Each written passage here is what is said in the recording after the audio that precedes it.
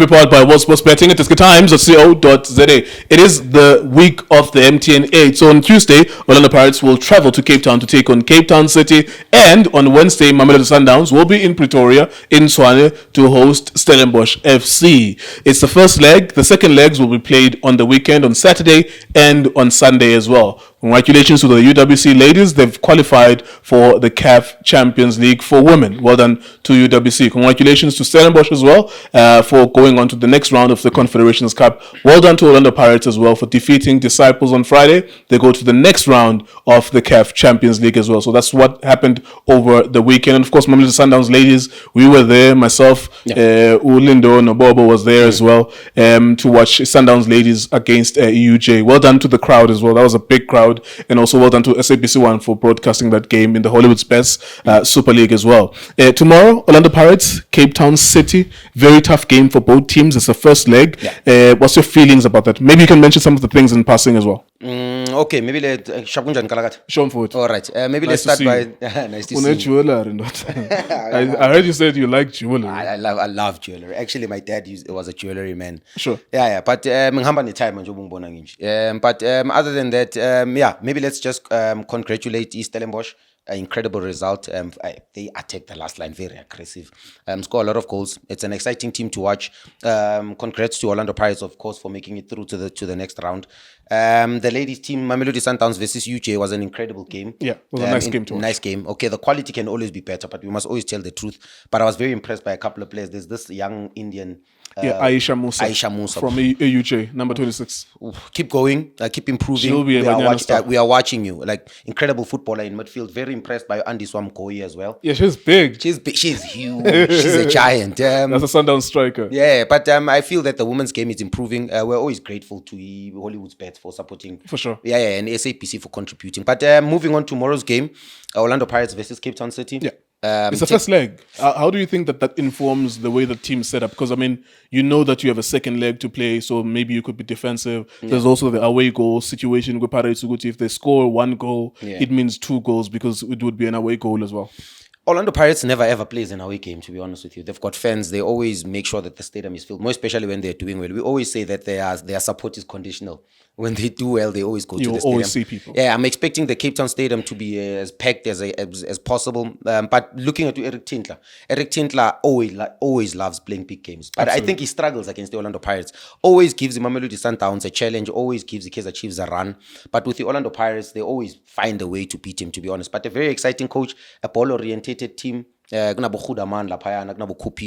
the best centre backs, actually Cupido. Yeah. They've got an experience, Godin. They've got which is important in football. You need a very good goalkeeper. That's the first foundation. Mm-hmm. Good teams have good goalkeepers. Darren Keith has been unbelievable. A captain, a leader, marshals that defense, organizes that defense, but also drives the team. Is an extension of the coach, who Eric Tinkler has played in Europe. I think is an incredible goalkeeper for our league, incredible goalkeeper for Leicester Standards, Cape Town City. Incredible captain as well. Umkhize on the right as well. I think he's a brilliant leader. I think he had about 5 seasons now. I think they're struggling with injuries. He's been there. Yeah, but he's there now. I forgot the name of the left back, the number 33. What's the name? Slache. Loyola Slache is a defensive midfielder. They lost Mark van Heerden at left back. I'm trying to think who's their left back, actually, as you were asking. Because Mark van Heerden was there. I can't remember who he was sharing that position number with. 22, boy. There's a boy who wears number 22 there. Yeah, very young, very quick. He's got technical ability. But anyway, for me, losing Ambine was a big loss. But obviously, they brought in Mkhocho, who I feel he's got the brains, he's got the technical ability, can pass 5-meter passes, can pattern 50-meter passes. You understand? He's got the brains, he's got the right tactical awareness, he's got the right vision as well. He's got the right leadership. Looking at where he comes from as well in the first division of the Premier League. And then they've got a player like Ufoshun Makaringe back to his normal position. Orlando Pirates, but I'm shifted to the right. Yeah. I think as a number 10, he's got the right creative attributes. He's got the right energy, covers the right distance. Discipline as well, which is very important, coachable. You know? But looking at their front line is almost similar to Stellenbosch. Very quick, very dynamic, create a lot of opportunities. But they don't score goals. You know, maybe that's one thing that we used to question. Are their goals were good? Now that they've He's lost not there anymore. They've signed Amadou Sukuna, but I don't think he's as prolific as Mayo. Yeah, I've never really watched him, Goma respect. I don't want to lie, but people are saying he's a very, very No, good he's striker. not as prolific as I watched him. I know. I've seen him enough. I'm not saying he's not going to score at City because City is not Maritzburg, but he's not as prolific as Mayo. Otherwise, we would have known already. He would have had 15 goals and we would know of him already. He actually, in fact, they went down. They got relegated when he was there. Amadou Sukuna. It was Karim Kumfidu, Sukuna, Kwame Pepra in that front line. Kumfidu was also there as well. Maritzburg United. So, the question of goals is an important one for a Cape Town City. But you know what, Nkulego? Gonzalez started, it's one game. You don't know to do, but he started the season very well against this Kuku. And it looks dangerous. He missed a penalty. But scored the other one. Yes, that's the thing. Like, he only scored on a penalty and he missed the first one in the second half. But there's a stat that he created the most big chances in the league last season. I want you to watch him with me. I will show you the things that he doesn't do. Yeah. Because he's, of course, you have to consider, you remember Junior Mendieta at Stellenbosch? Yeah, for sure. Yeah. South American, Umavolak Valeo. Like, whatever is the situation, no matter how stubborn the defense is, he was opening up for his Stellenbosch. Abose Dingba, Stanley Dingba, it was Eshe Tupriya as well. That front three.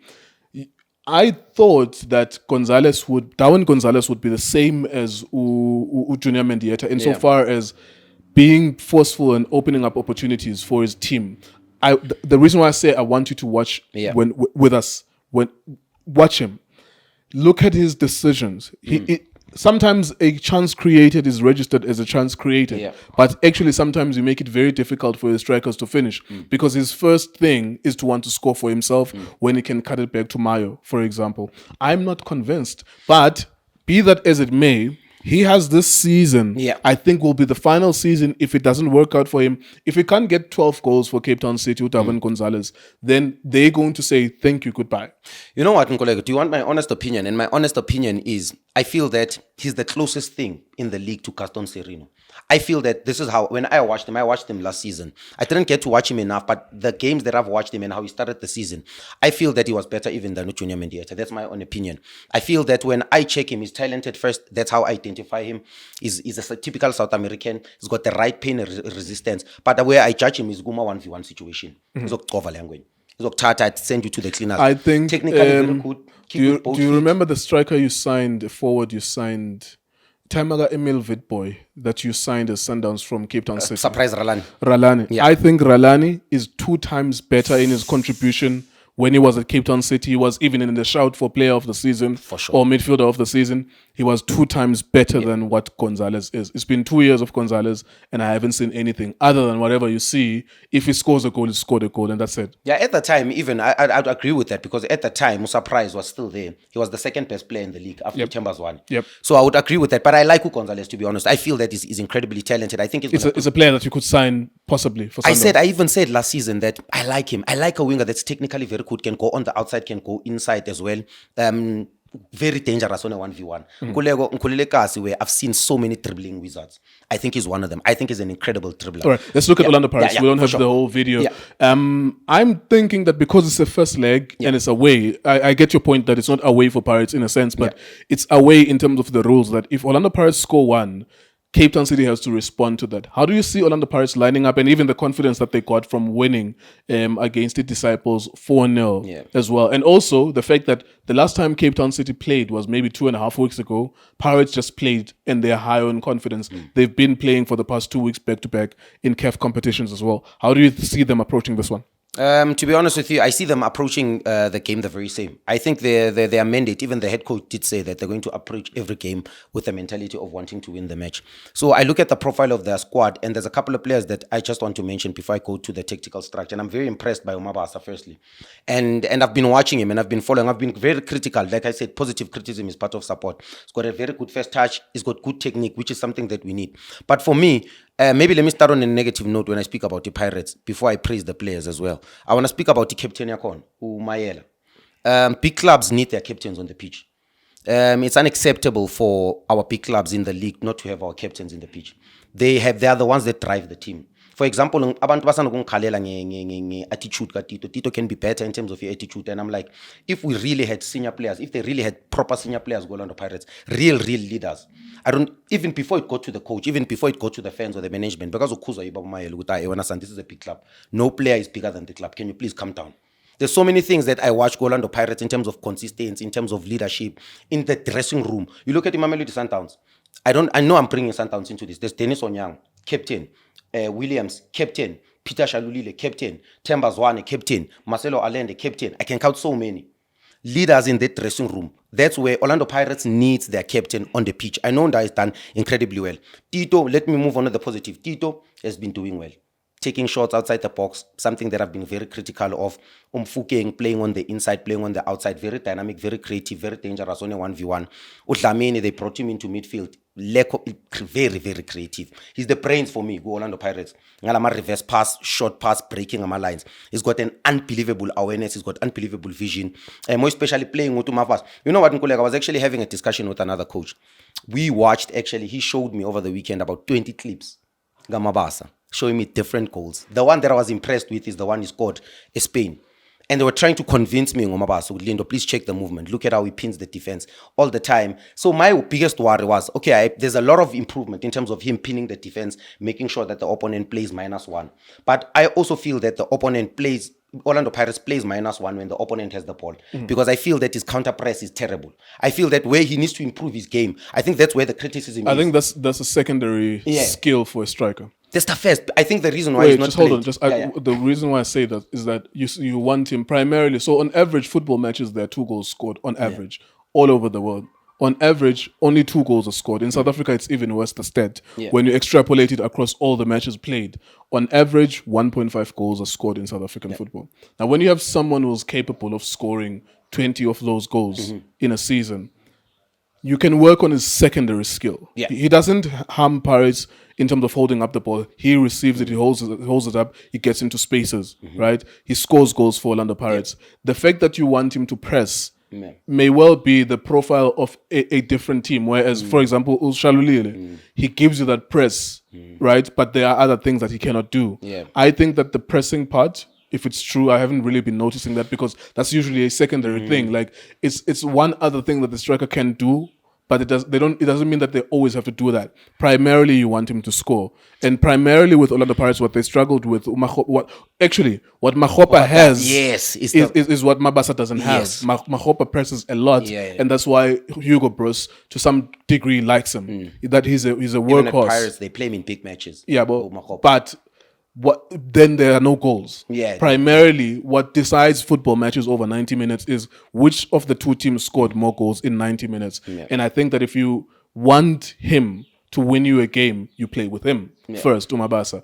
And I get it, like every striker will have a weakness, obviously, and we'll always disagree about which one we like and which one, but we always have to go back to the roots of what do we want from this game? As Orlando Pirates, we're playing against Cape Town City. We want to score more than City in order for us to win that game. And I do think that Mabasa, technically, I don't know. He's got an incredible technique. It's like he's one of those kids who was given the ball to play in the backyard. You know, not all of us have space a jardin where we can kick the ball. I think that guy has kicked the ball more than 1,000 times when he was a child, over 10,000 times. He's so good at kicking that ball on target. Finish. Exactly. Clean. You know, they showed me over 20 clips. He's good. You know, he's very good in terms of technical ability. But to be honest with you, the most important is they need their captain on the pitch, or I think they need to change their captain. All right, let's have a look at the game, specifically focusing on the game. How do you see that unfolding? I think Cape Town City don't have enough goals in them. I watched them against Sikukune. I was unimpressed, but then it was the first game. You have to keep that in mind. First game, uyahlanganisa team yakho, iqembu lakho umqeqeshi uyahlanganisa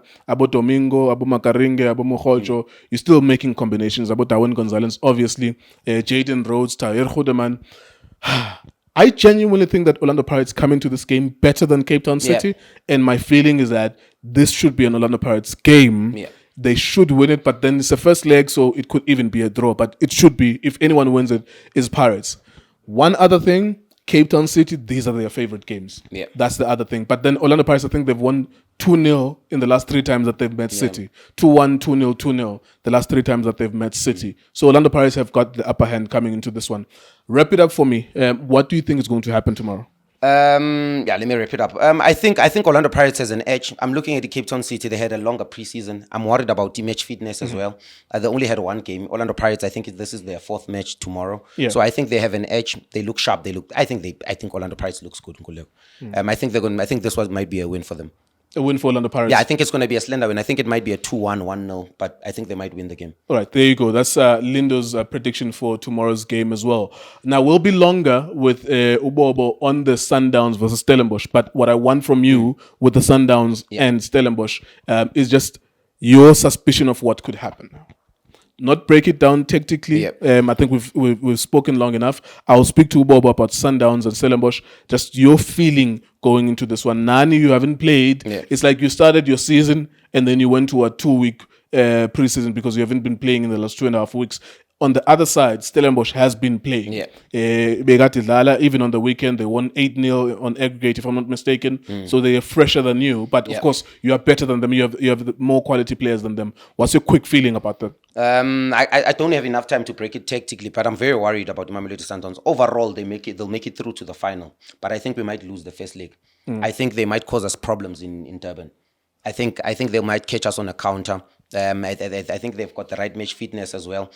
We only played one game. I think Mamelodi Sundowns might lose 2-1. Yeah. To Stellenbosch. There you have it. There you go. Do you agree or disagree? Let us know in the comment section, which I'll find out, of course, over the course of the next 2 days. It's on Tuesday, Orlando Pirates, Cape Town City. On Wednesday, it's Stellenbosch against Mamelodi Sundowns as well. Very interesting matches. There's no guaranteed finalists between all of those four teams. We'll find out how that unfolds in the next 48 hours. It is iDiskiTV, Times, World Sports Betting. Thank you for watching us.